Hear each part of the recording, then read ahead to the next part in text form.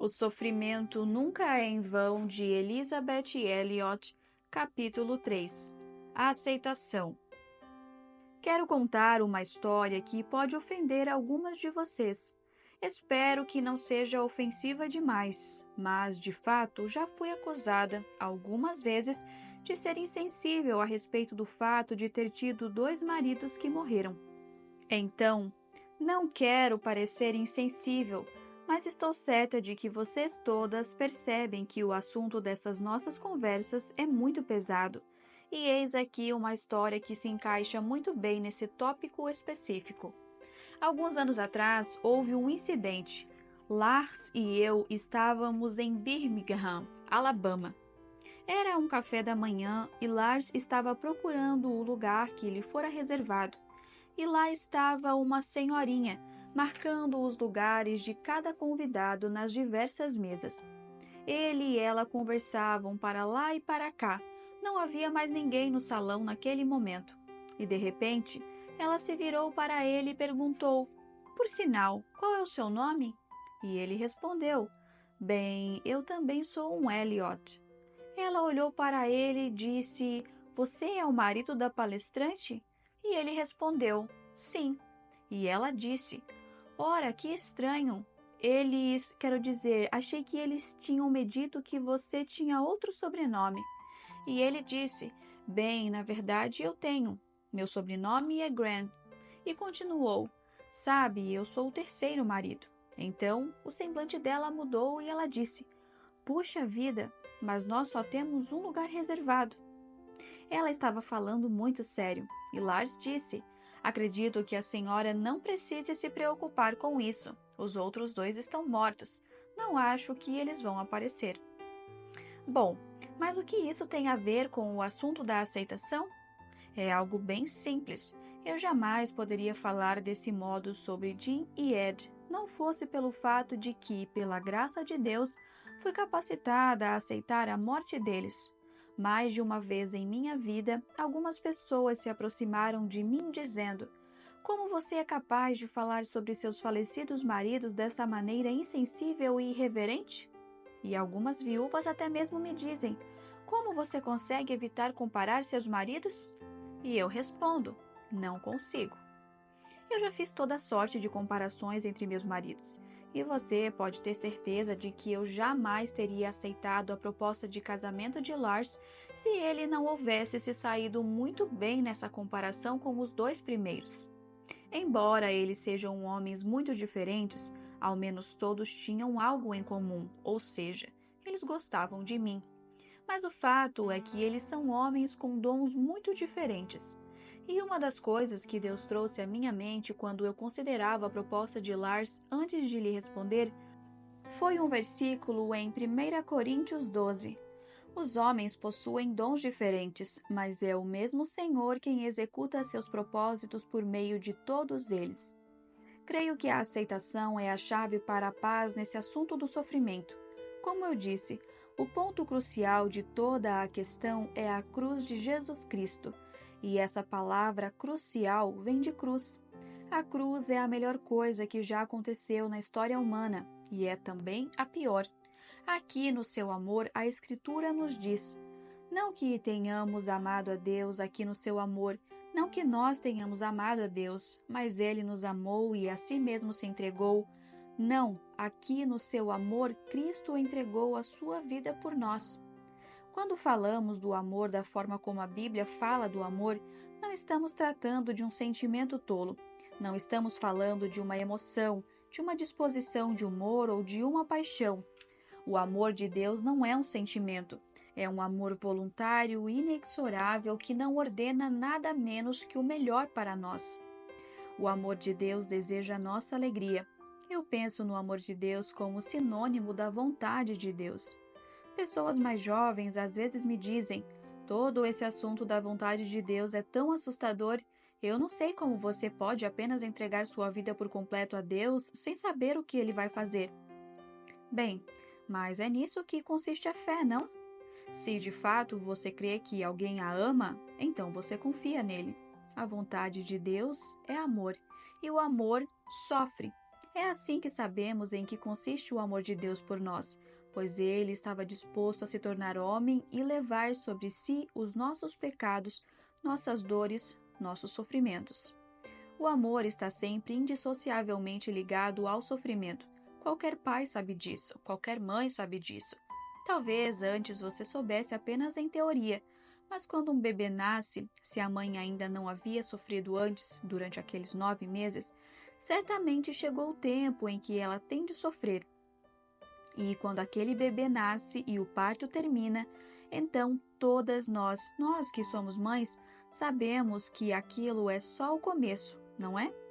E nenhum pai ou mãe consegue imaginar quais mudanças haverá em sua vida a despeito de quanto tenham lido ou de quanto tenham observado a respeito. Mas a presença daquele novo e pequenino ser humano em sua vida muda tudo.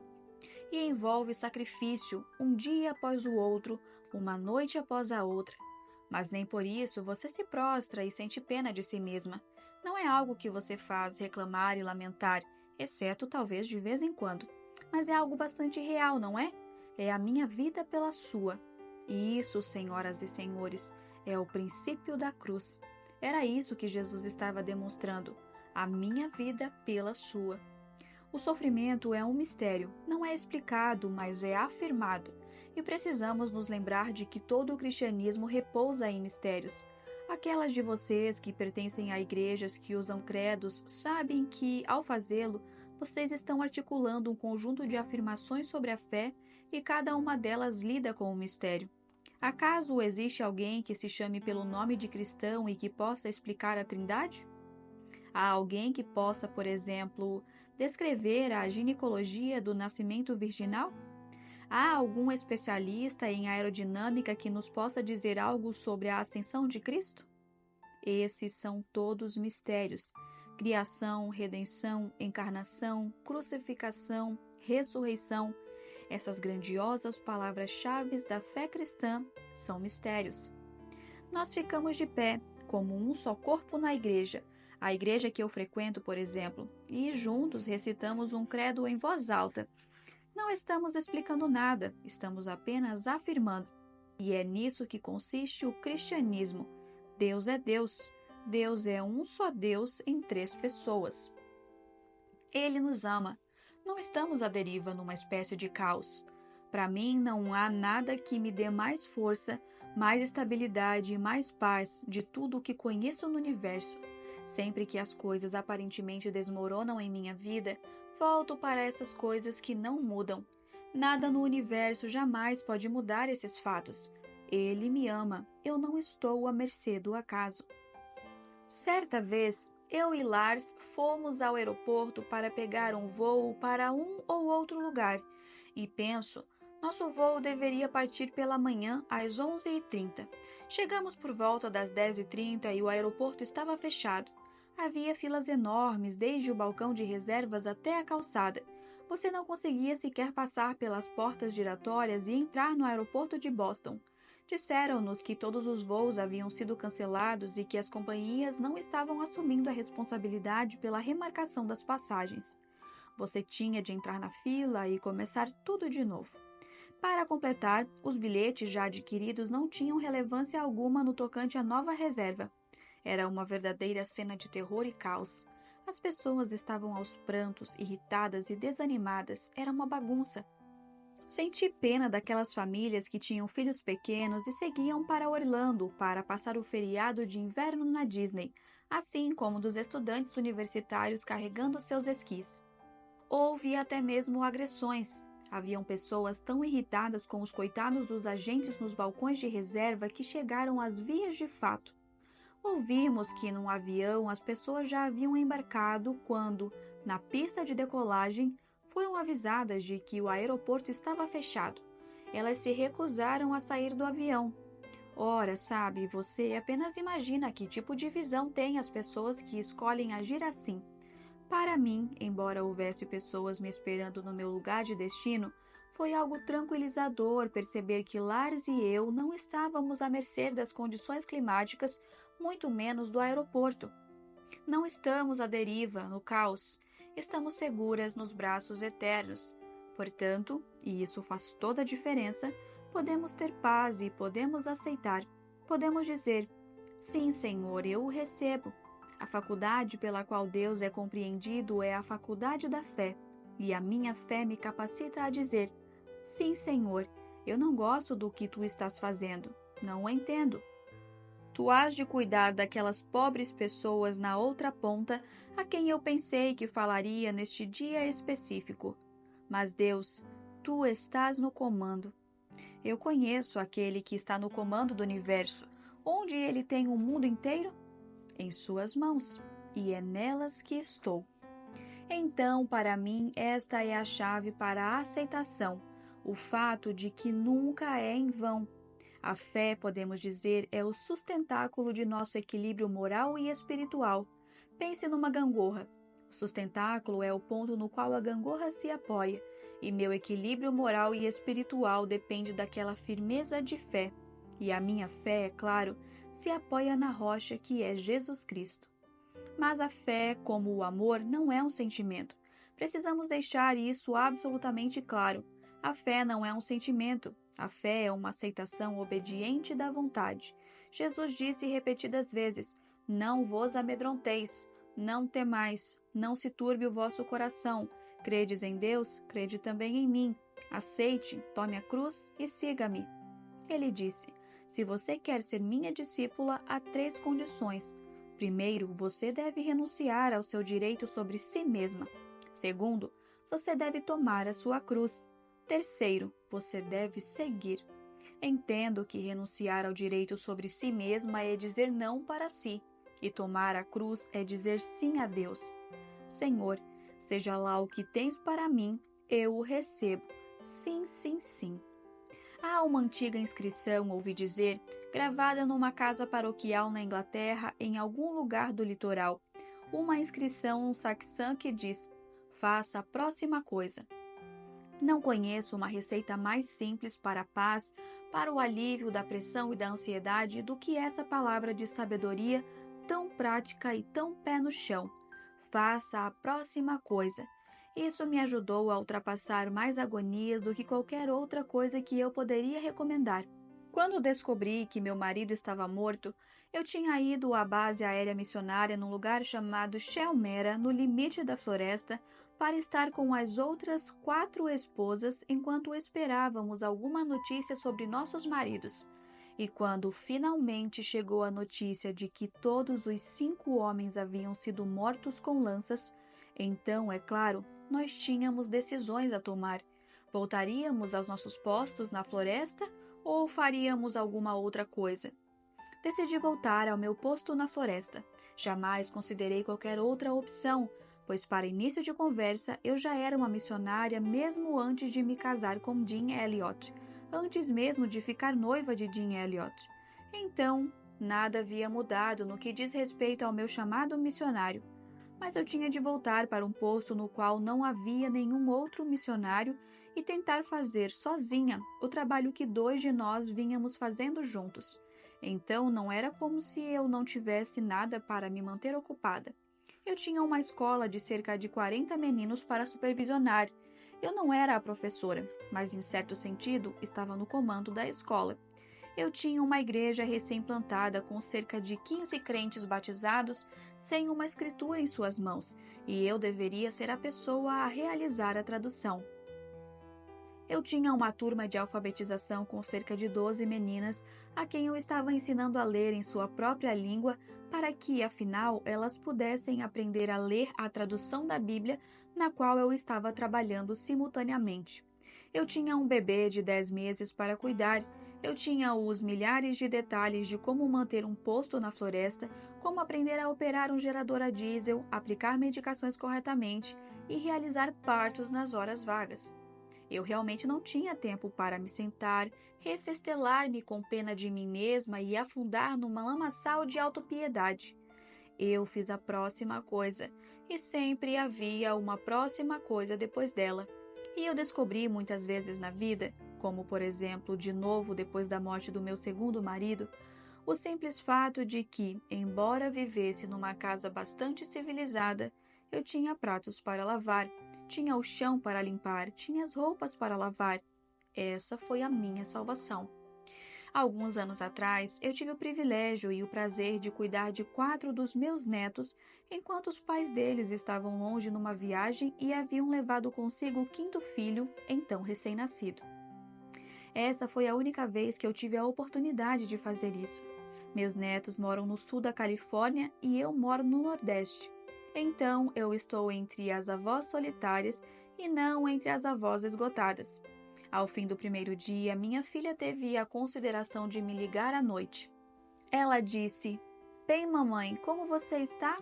Ao que respondi: "Bem, elas são crianças maravilhosas, são muito obedientes e tudo mais, mas eu não sei se vou aguentar os próximos 4 dias." Eu estava cansada, para dizer o mínimo. Eu tinha de fazer a pergunta que minha filha de fato não gostaria que eu fizesse: "Como você consegue?" Pois a cada minuto do dia eu pensava: estou o dia inteiro correndo cada segundo para fazer o que precisa ser feito. Mas a minha filha tem um bebê de colo que lhe exige mais 6 horas do dia. E eu não parava de pensar: como ela consegue? Como ela consegue? Então eu tive de lhe perguntar. Eu sabia que ela não gostaria que eu o fizesse, mas eu disse: "Val, como você consegue?" Ela riu ao telefone e disse: "Mamãe, eu apenas faço o que a senhora me ensinou anos atrás. Eu faço a próxima coisa." Ela me disse para não pensar em todas as coisas a serem feitas e que apenas fizesse a próxima coisa. Então segui seu conselho e nós passamos os 4 dias seguintes não apenas pela média, mas com louvor. Mas foi a aceitação que me capacitou a fazê-lo, pois eu, de fato, acreditei que aquilo não era uma casualidade.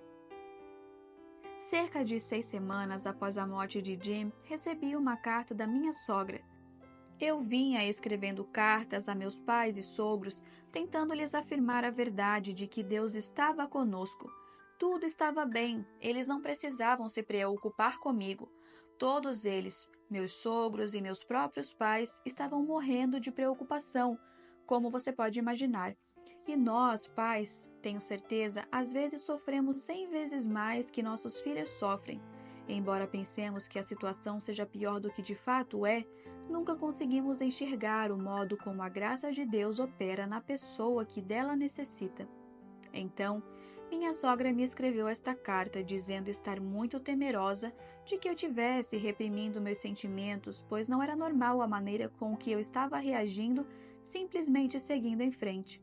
Eu estava apenas tentando me manter ocupada e talvez estivesse me enterrando em meu trabalho. E também me disse que, no fim das contas, eu iria simplesmente desmoronar, de modo que subitamente minha paz desapareceria. Então comecei a me perguntar se ela não estava certa. Será que não existe essa coisa como a paz que excede todo entendimento?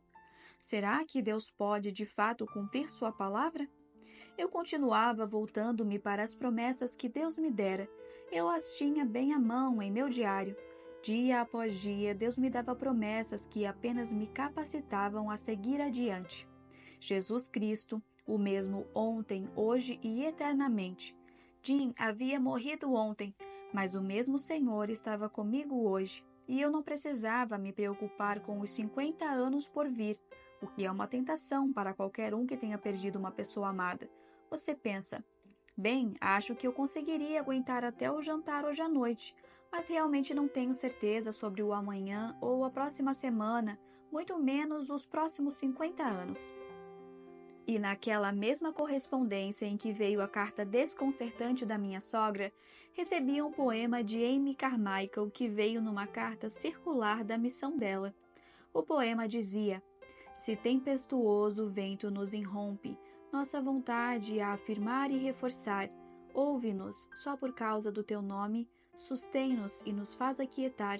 Como inabaláveis os montes se mantêm pelos incontáveis anos de pressão, em tua destra esperamos nós também, na quietude e firmeza de tua mão."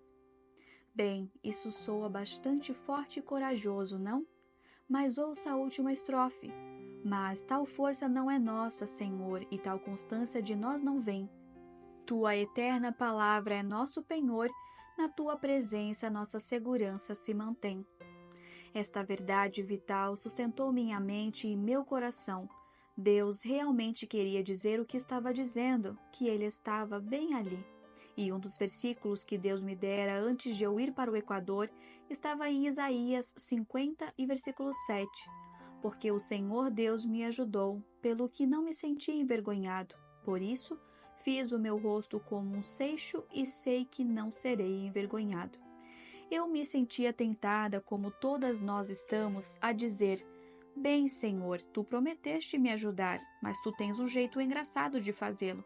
Essa não era a minha ideia de como Deus deveria ajudar uma de suas servas que está tentando ser obediente e fiel. E o que Deus diz diante de um argumento como esse?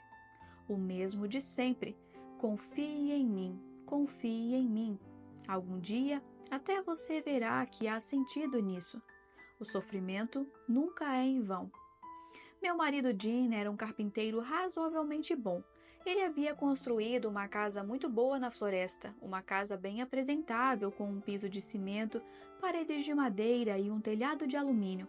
Ele havia construído até mesmo um belo sistema hídrico que coletava a água do telhado de alumínio e bombeava para a casa, de modo que nós tínhamos, de fato, um banheiro com descarga, chuveiro e pia. E ele começou a encher a casa com toda sorte de móveis úteis e nada incrivelmente belos. Mas quando Jim estava fabricando um móvel, algo que ele não suportava era que eu ficasse observando atrás dele. Eu começava a perguntar: o que é isso? Você sabe? E o que você está fazendo com essa ferramenta? E por que você está fazendo desse jeito? E como você vai conseguir encaixar essa coisa naquela? E ele me dizia: vá embora. Quando estiver pronto, eu saberei. Isso nos fornece uma analogia bem simples. Deus está dizendo: confie em mim, aceite agora, veja depois. De quantas escolhas você precisa até ser levado de volta àquelas duas alternativas? Ou você crê que Deus sabe o que está fazendo, ou crê que Ele não sabe. Ou você crê que Ele é digno de confiança, ou você está dizendo que Ele não é. Então, de que lado você está? Você está à mercê do caos, não do cosmo. Caos é a palavra grega para desordem. Cosmo é a palavra para ordem. Ou nós estamos vivendo num universo ordenado, ou estamos tentando criar nossa própria realidade. A aceitação é um ato voluntário e deliberado. Deus estava me dando algo para fazer. A próxima coisa a fazer era: sim, Senhor. Aceite, e essa é a chave para a paz. Mas como faz sentido dizer a um ser humano comum: aceite este sofrimento? Isso não é contrário à natureza humana? Quero deixar algo muito claro aqui, pois percebo que cada palavra que digo pode ser distorcida, deturpada e mal entendida. Quero fazer o possível para esclarecer ao máximo o que quero dizer por aceitar. Não estou falando de coisas que possam ser mudadas ou que devam ser mudadas. Há algumas coisas que podem ser mudadas, mas não devem ser. Por exemplo, um querido jovem rapaz que eu conhecia decidiu largar sua esposa e seus 2 filhos quando o segundo tinha apenas 1 semana de idade. E ele foi até o fim e fez isso, apesar de todos os conselhos em contrário. Alguns anos depois, indaguei a ele: por quê? E ele respondeu que não estava dando certo. Eu ouço isso por todos os lados. Todas nós ouvimos, não é? Sabemos que isso está acontecendo em todos os lugares. Surge uma situação que nós achamos que deve ser mudada e nós concluímos que essa é a coisa certa a fazer. Você só precisa se livrar dela, pois é um caso de incompatibilidade de gênios. Então, quando digo que há coisas que podem ser mudadas, mas não devem ser, esse pode ser um bom exemplo. Há muitas coisas que não podem ser mudadas, e há coisas que precisam ser mudadas, como maus tratos contra pessoas. Então, não estou, e quero deixar isso muito claro entre nós, dizendo para você aceitar tudo, simplesmente resignar-se e nem sequer pensar nas piores coisas que lhe acontecem. Não é esse o meu objetivo aqui. Lembre-se que o apóstolo Paulo orou pela remoção daquele espinho na carne. E qual foi a resposta? Ele orou 3 vezes para que Deus removesse aquele espinho, e a resposta foi: a minha graça te basta. Minha graça é suficiente para você.